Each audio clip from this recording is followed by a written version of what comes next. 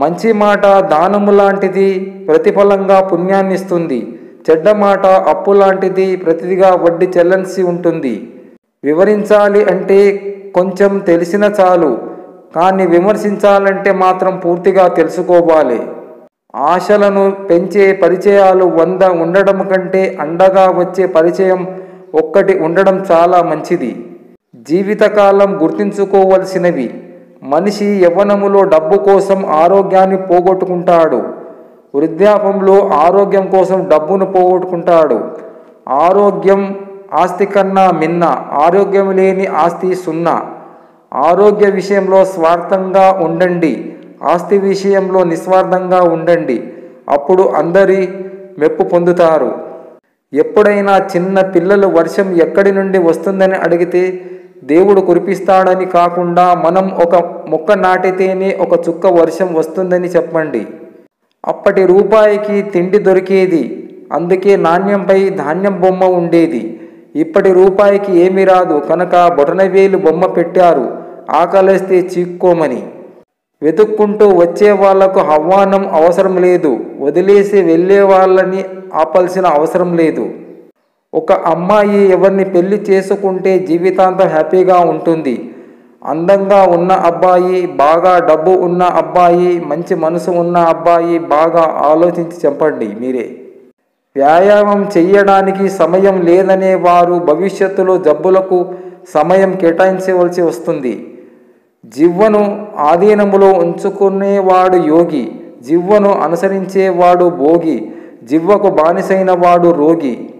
డబ్బు సంపాదించవచ్చు, నిద్ర సంపాదించలేము. పుస్తకాన్ని కొనవచ్చు, జ్ఞానాన్ని కొనలేము. మందులను కొనవచ్చు, ఆరోగ్యాన్ని కొనలేము. పగను సంపాదించవచ్చు, స్నేహాన్ని కొనలేము. ఆయుధాన్ని కొనవచ్చు, ధైర్యాన్ని కొనలేము. కంటి అద్దాన్ని కొనవచ్చు, కంటి చూపును కొనలేము. డబ్బు దాచిపెట్టి ఏం చేస్తావు? ప్రపంచానికి నువ్వు చేసిన మేలే నిజమైన సంపద. ఎంత సంపాదించావన్నది ముఖ్యం కాదు, ఎన్ని మంచి పనులు చేశావన్నది ముఖ్యం. ఇతరులకు కష్టం కలిగించడం ఎంత పాపమో, ఇంకొకరి కష్టం తీర్చడం అంతే పుణ్యం. నీకు చేతనైతే ప్రేమించు, చేత కాకపోతే మౌనముగా ఉండు, ద్వేషించవద్దు. నీకు చేతనైతే ఆదరించు, చేత కాకపోతే మౌనముగా ఉండు, అవమానపరచవద్దు. నీకు చేతనైతే ఆదుకో, చేత కాకపోతే మౌనంగా ఉండు, బాధించవద్దు.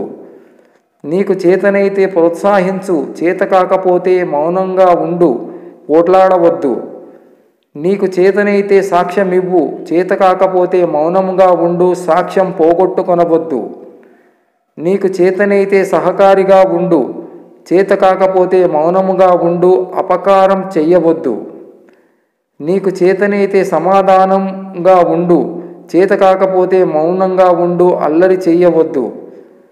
నీకు చేతనైతే పరిచర్య చెయ్యి, చేత కాకపోతే మౌనంగా ఉండు, చేసేవారిని చెడగొట్టవద్దు. నీకు చేతనైతే క్షమించు, చేత కాకపోతే మౌనంగా ఉండు, శపించవద్దు. నీకు చేతనైతే ప్రార్థించు, చేత కాకపోతే మౌనంగా ఉండు, పాపం చెయ్యవద్దు. సంతకము లేని చెక్కు, సహనము లేని సంసారం ఎప్పుడూ చెల్లవు, పనికిరావు అంతే.